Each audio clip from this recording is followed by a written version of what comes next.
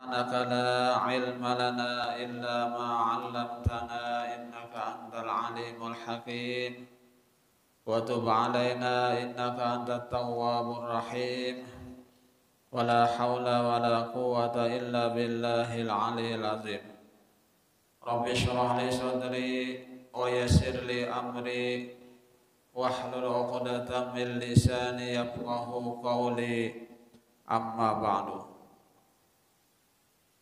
Hadirin jamaah salat maghrib Masjid Besar Taqwa yang dimuliakan Allah. Pertama-tama terlebih dahulu marilah kita sama-sama memanjatkan puji dan syukur kita kehadirat Allah Subhanahu wa taala, karena dengan limpahan rahmat, karunia, taufik dan hidayahnya jualah sehingga kita kembali pada malam hari ini kita dapat melanjutkan kajian kita tentang ilmu fikih kitab Sabilal Muhtadin yang membicarakan tentang bab mikot haji dan umrah. Salawat serta salam semoga pula senantiasa terlimpahkan kepada junjungan kita Nabi besar Muhammad sallallahu alaihi wasallam, pada keluarga beliau, sahabat beliau, dan orang-orang yang senantiasa mengikuti jejak langkah beliau ila yaumil qiyamah. Dan marilah kita sama-sama berniat atau memperbaharui niat i'tikaf dengan niat nawaitu an a'takifa fi hadzal masjid sunnatan lillahi ta'ala. Sengaja saya beriktikaf di dalam masjid ini sunnat atasku karena Allah Ta'ala. Hadirin jamaah salat maghrib Masjid Besar Taqwa yang dimuliakan Allah. Baik, kita akan lanjutkan. Qala al-muallif rahimahullahu ta'ala wa nafa'ana bihi wa bi'ulumihi fid dharain amin. Seyogyanya diperbanyak membaca doa yang seperti itu karena Nabi sallallahu alaihi wasallam bersabda, khairu ma qultu ana wan nabiyyuna min qabli la ilaha illallah wahdahu la syarikalah lahul mulku walul hamdu wa huwa ala kulli syai'in qadir. Yang artinya sebaik-baik yang kukatakan dan yang dikatakan oleh para nabi yang terdahulu dan padaku ialah la ilaha illallah wahdahu la syarikalah lahul mulku wa lahul hamdu wa huwa ala kulli syai'in qadir. Itu sebaik-baik yang kukatakan dan yang dikatakan oleh para nabi yang terdahulu dan padaku ialah, nah itu sebaik-baik la ilaha illallah wahdahu la syarikalah lahul mulku wa lahul hamdu wa huwa ala kulli syai'in qadir. Itu bacaannya. Hadis riwayat Tirmizi dari Amrin bin Suwaibah. Sunat mengucapkan takbir, talbiyah, tasbih, membaca Al-Quran, surah Al-Hasyr dan surah-surah yang lainnya. Dan sunat membaca salawat yang tercantum di dalam tahiyat. Karena salawat yang seperti itu termasuk salawat yang terbaik. Ini bacaan apa kemana ya kah? Bacaan ketika sedang wukuf ya kah? Sedang wukuf di Arafah. Banyak baca, silakan membaca takbir, sunat mengucapkan takbir, talbiyah, tasbih, membaca Al-Quran, surah Al-Hasyr dan surah-surah yang lainnya. Dan sunat juga membaca sholawat yang tercantum di dalam tahiyat, ya. Allahumma sholli ala sayyidina Muhammad wa ala ali sayyidina Muhammad kama shallaita ala sayyidina Ibrahim wa ala ali sayyidina Ibrahim wa barik ala sayyidina Muhammad wa ala ali sayyidina Muhammad kama barakta ala sayyidina Ibrahim wa ala ali sayyidina Ibrahim fil alamin innaka Hamidum Majid. Karena sholawat yang seperti itu termasuk sholawat yang terbaik, ya, sholawat yang di tahiyat. Dan hendaklah banyak-banyak membaca apa yang disebutkan di atas, baik zikir, doa, Al-Quran, dan sholawat semenjak awal wukuf sampai selesai. Semenjak awal wukuf sampai selesai. Banyak-banyak dibaca, ya kah?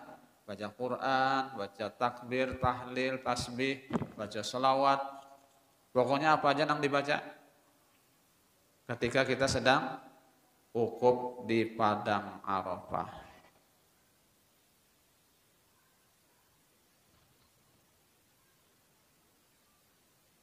Dan akan berangkat menuju Muzdalifah. Terus dibaca, ya kah? Semenjak awal wukuf sampai selesai dan akan berangkat menuju Muzdalifah.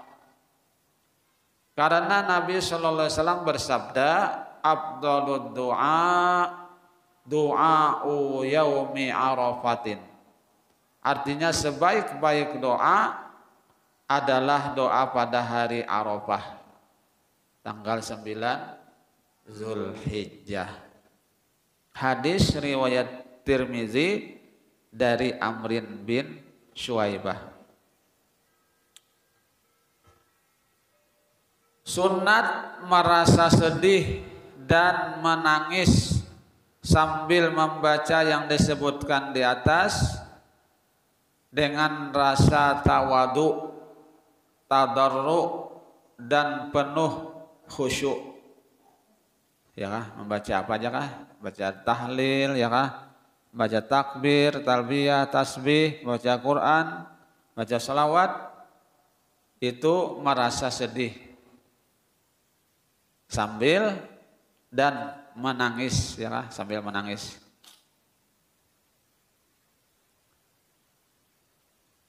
Yang disebutkan di atas tadi dengan rasa tawadu, tadarru, dan penuh khusyuk, merendahkan diri dan menyesali diri, karena di sanalah tempat pengampunan segala dosa. Padang Arafah tadi. Di sanalah tempat pengampunan dosa dari segala dosa.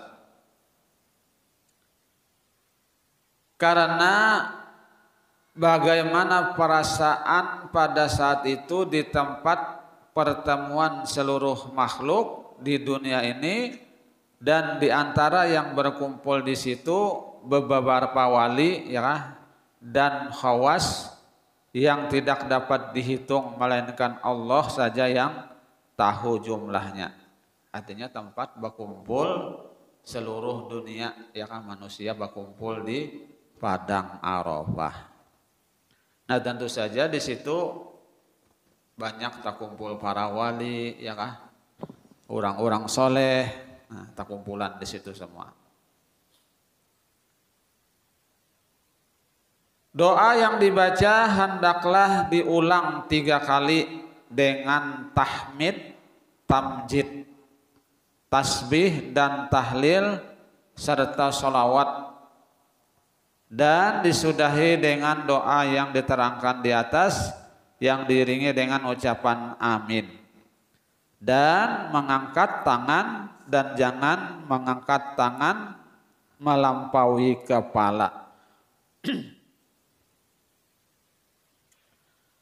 Makruh menyaringkan suara,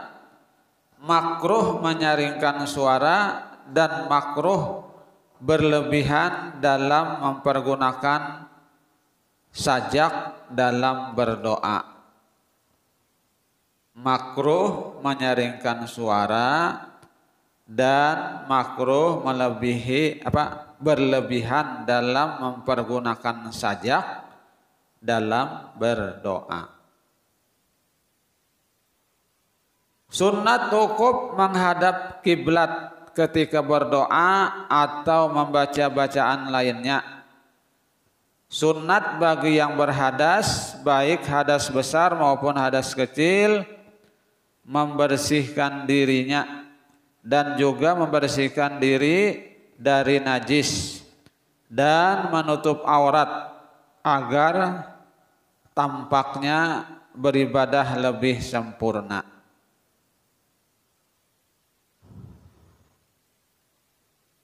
Sunnat wukuf berpanas. Sunnat wukuf berpanas.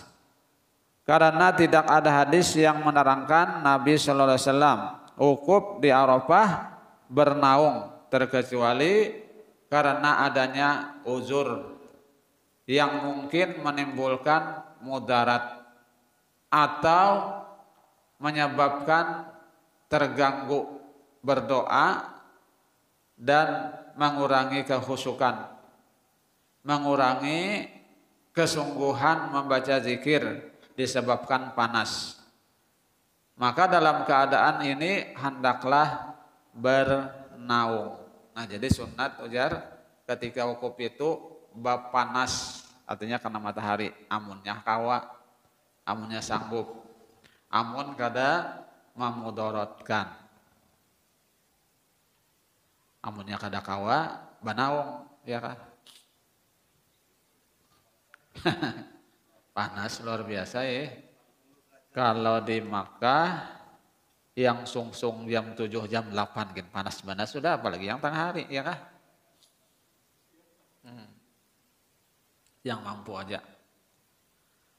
Sunat wukuf di tempat Nabi pernah wukuf ialah di sisi batu besar dekat kaki Jabal Rahmah.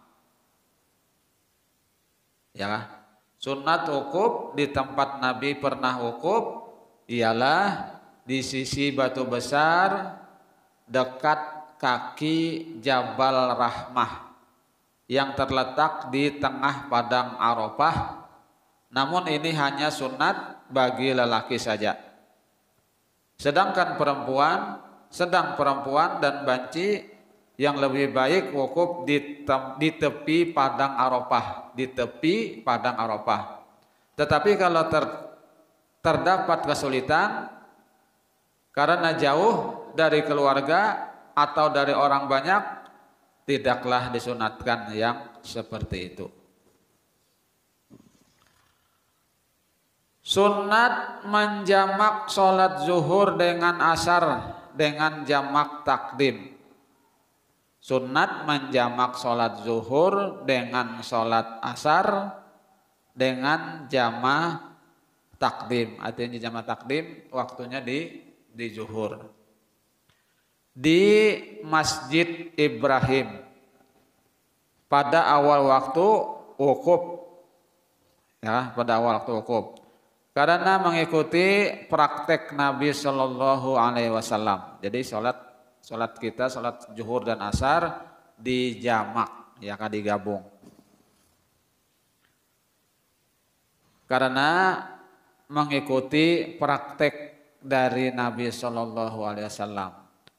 Dan ini sesudah imam membaca 2 khutbah, ya kan? Sesudah imam membaca 2 khutbah. Jamak hanya boleh bagi orang yang musafir saja dan tidak boleh bagi orang yang mukim, karena jamak disebabkan musafir bukan karena ibadah haji. Nah, jadi yang boleh menjamak tadi bagi orang yang musafir saja. Artinya orang yang kada berdiam di Makkah. Iya kah? Yang kada berdiam di situ.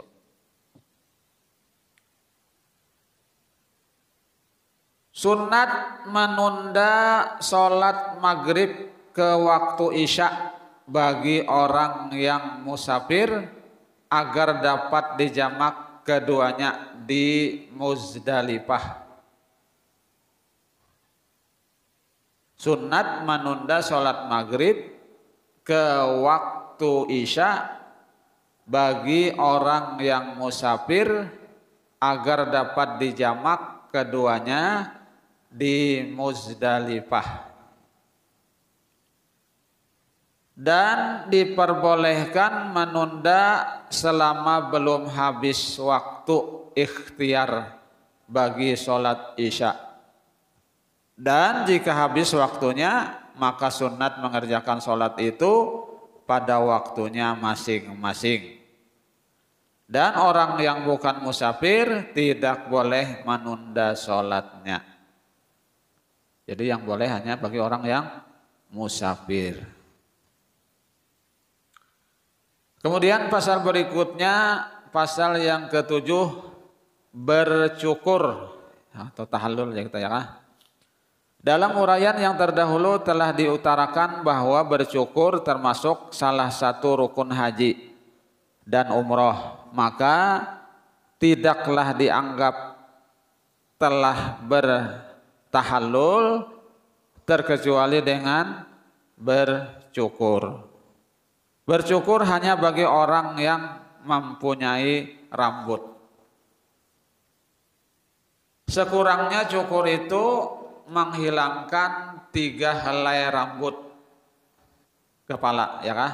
Sekurangnya bercukur ialah menghilangkan 3 helai rambut kepala, baik dengan dicabut maupun dicukur dengan gunting atau dengan cara lain yang dapat menghilangkan rambut. Baik dihilangkan dengan sekaligus atau beberapa kali. Tidaklah memadai cukur itu kurang dari 3 helai rambut, dan juga tidak memadai 3 helai yang bukan rambut kepala, dan tidak memadai 3 helai rambut yang sebagiannya rambut kepala dan sebagiannya bukan rambut kepala, dan tidak memadai menghilangkan sehelai rambut dengan dipotong 3 kali. Kalau bisa aja sini ya kah? Sehelai rambut 3 kali memotong, kalau bisa. Harus sekurang-kurangnya 3 helai. Sunat bagi yang tidak berambut seluruh kepala atau pada sebagian kepala melalukan pisau cukur di atas kepala agar serupa dengan mereka yang bercukur. Ini misalnya orang sudah gundul pada hulu, ya kah, dilalui ya, cukuran dilaluikan kepala supaya serupa dengan orang yang bercukur. Kalau sekali cukup aja. Asal aja. Syaratnya aja ya kah? Mbah apa nanti cukur rambut kedada lagi dia luakan cangkul itu ya. Kedada lagi rambut di kepala sudah gundul pada hulu.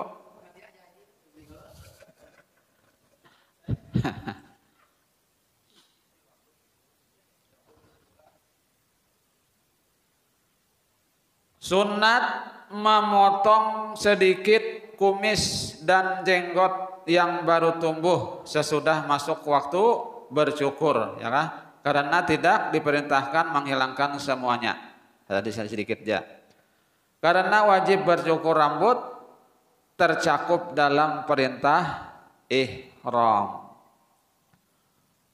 Sunat menunda mencukur rambut sesudah melontar Jumratul Aqobah pada hari raya didahulukan dari tawaf ifadah.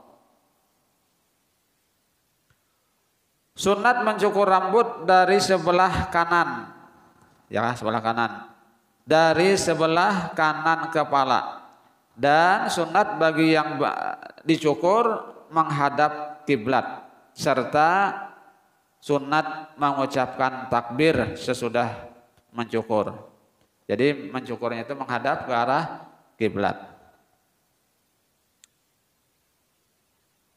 Mencukur semua rambut yang lebih baik hanya bagi lelaki saja, ya kan? Mencukur semua rambut artinya boleh digundul habis digundulkan kada apa-apa bagi lelaki.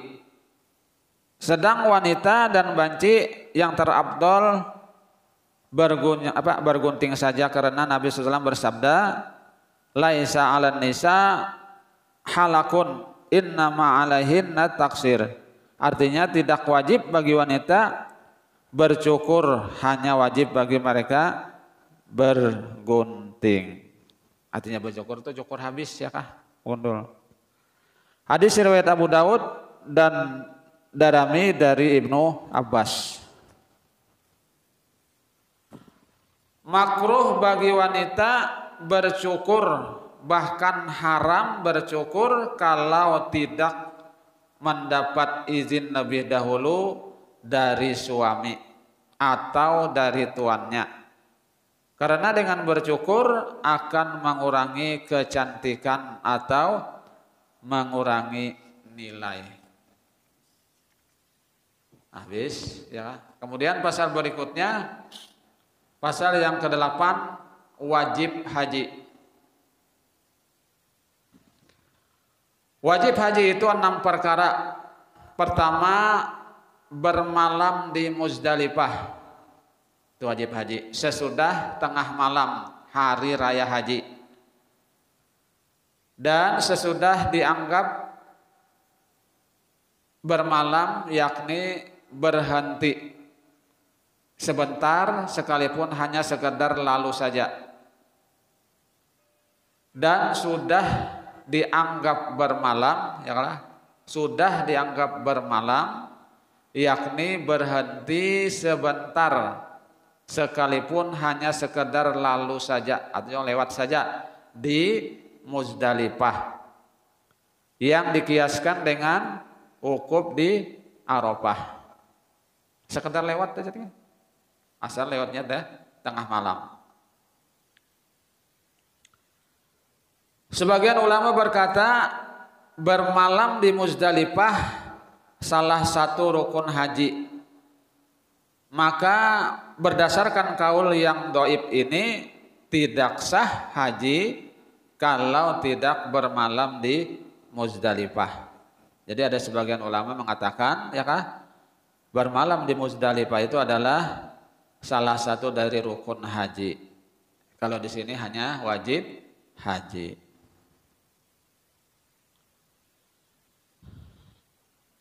Dan tidak wajib bermalam di Muzdalifah bagi orang yang mendapat uzur yang menghalanginya bermalam. Umpamanya takut binasa harta yang disayanginya. Takut binasa harta yang disayanginya.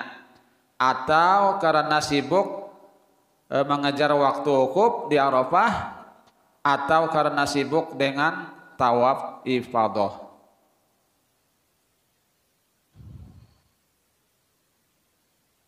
Jadi tidak wajib dan tidak wajib bermalam di Muzdalifah ya kah bagi orang yang mendapat uzur yang menghalanginya, bermalam ya kah, umpamanya takut binasa harta yang disayanginya, atau karena sibuk mengejar waktu wukuf di Arafah, atau karena sibuk dengan tawaf ifadah. Kedua, wajib haji melontar jumroh Aqabah 7 kali. Melontar jumroh Aqabah 7 kali. Yang ketiga, melontar jumroh yang 3 pada hari tasyrik, setiap jumroh 7 kali lontar. Keempat, bermalam di Mina 3 malam ya kan, hari tasyrik.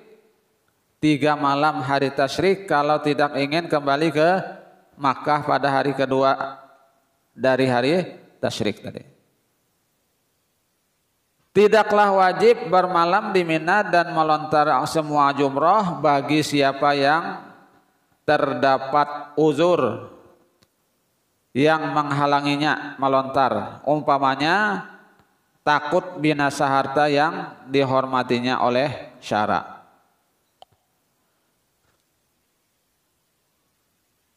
Kemudian yang kelima, wajib haji ialah mengerjakan ihram dari miqat bagi orang yang melintasi miqat atau orang yang keluar dari miqat sedang ia ingin melaksanakan haji atau umroh. Kemudian yang keenam, tawaf wada bagi orang yang ingin meninggalkan kota Makkah ke jarak yang diperbolehkan sholat qashar atau ke tempat kediamannya sekalipun dekat. Tawaf wada haji bagi setiap orang menunaikan haji yang kembali ke tanah airnya sekalipun sudah mengerjakan tawaf wada sebelum kembali ke Mina.